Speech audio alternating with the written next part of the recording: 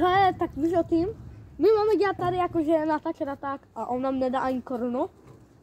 Co já vím, hej, když jsem já jsem chodila ze Franky, Mara, Dick, teďka mi povedlo se s Marcelou, hej. A tak já jsem chodila s Bohušem Čaje, tak jsem se měl vždycky lepší. A lepší shiny, on měl 100 let, už měl peníze velké. Málo měl Čaje. No tak jedeme do Chorvatska lidi, tady za její paní, mámo. Za...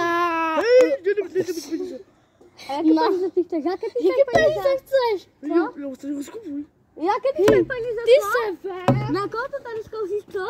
Na koho to tady zkoušíš jako? Co on si musí o sebe ten buzeran, more? Tak pozor, tam my budeme tady ve Fátku a on si přijde jakože nějaký frajer. Tak ne, mamičko. Hej, víš co, radši jdeme spát, zítra stáváme do Chorvatska a tam je od Frankyho mama, takže tam uvidíme ještě i ukradnu barák. No tak já vezmu ty peníze krásný. Dobrý. Takže jdeme spát, zítra stáváme. Jsme ve vlaku lidi, takže můžeme jít. Takže jdeme spát. Ty mluvíš jak hladnýho.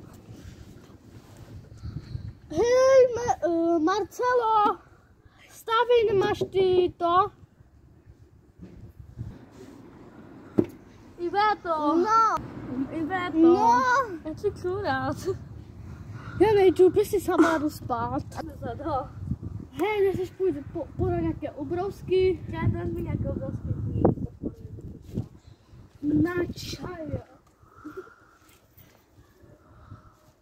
Jakože jdu pro obrovské na sásty. Tak já jsem už spát. Takže lidičky. Tak já si jdu zapojit, Cigo. A jako my přijdeme zase.